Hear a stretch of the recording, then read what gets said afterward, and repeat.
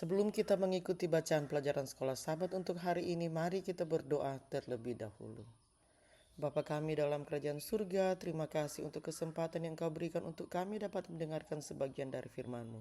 Isilah kami dengan roh-Mu yang suci, agar kami dapat mengerti apa yang Engkau inginkan kami pelajari hari ini.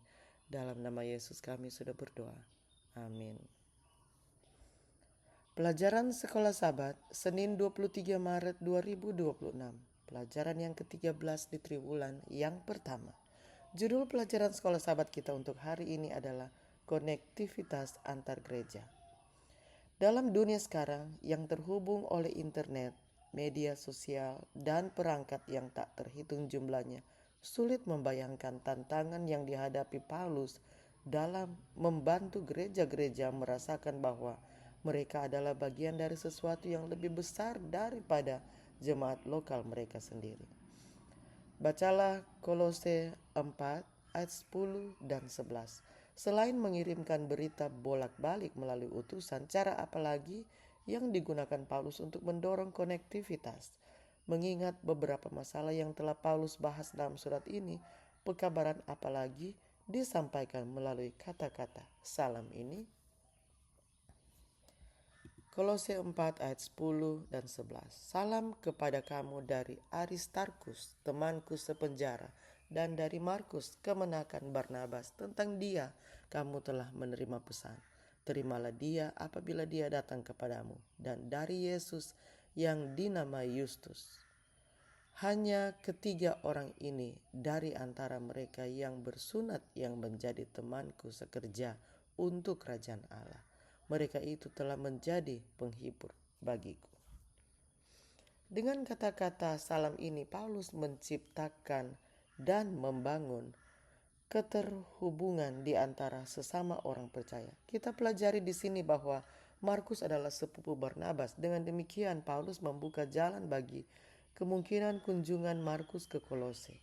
Aristarkus secara harfiah digambarkan sebagai temanku sepenjara, artinya ia di penjara bersama Paulus. Mereka berdua adalah prajurit dengan perlengkapan senjata Allah. Efesus 6 ayat 10 dan 11. Berjuang untuk membebaskan tawanan iblis agar dapat melayani dalam kerajaan Allah.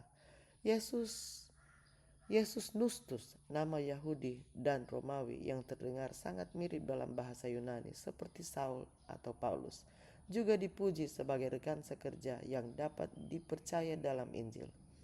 Paulus secara khusus menyebut bahwa Aristarkus, Markus, dan Yustus adalah orang percaya Yahudi dari golongan bersunat.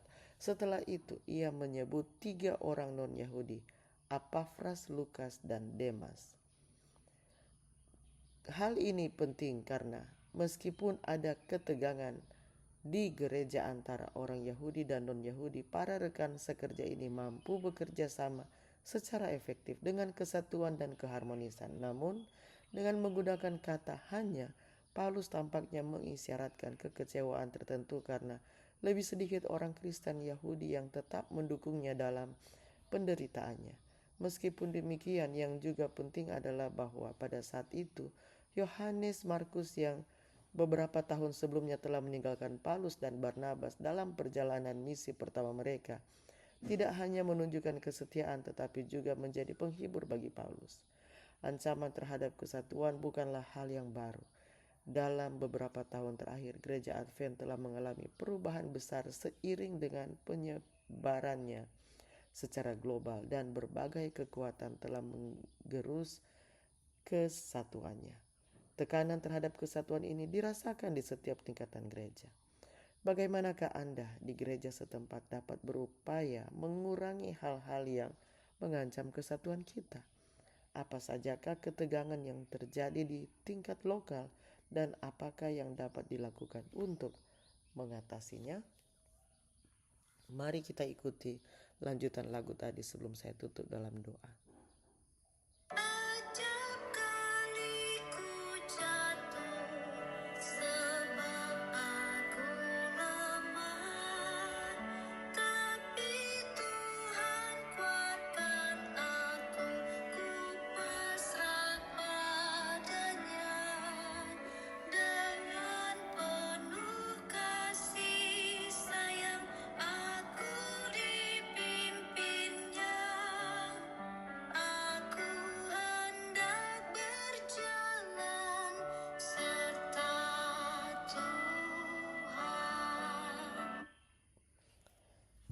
Bapa di surga, terima kasih untuk pelajaran hari ini. Kami dapat diingatkan betapa pentingnya persatuan di dalam jemaat dan persatuan dengan jemaat yang lain.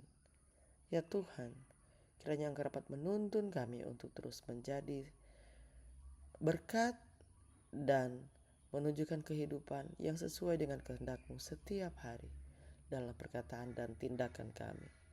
Terima kasih ya Tuhan untuk pelajaran hari ini. Dalam nama Yesus kami sudah berdoa. Amin.